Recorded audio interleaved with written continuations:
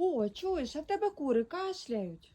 Кашляють? Ні, в мене не кашляють. Цю, а чо в мене тоді кашляють? То ти обробку їм проводиш в курнику? А чим обробляти? Зараз.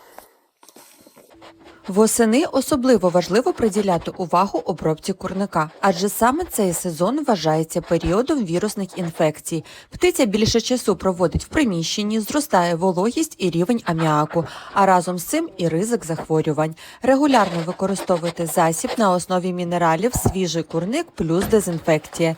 Він миттєво поглинає вологу та аміак, а завдяки діючій речовині йодоформ ефективно захищає птицю від вірусів, бактерій та інфекцій. Засіб легкий у використанні та безпечний навіть для курчат з перших днів життя.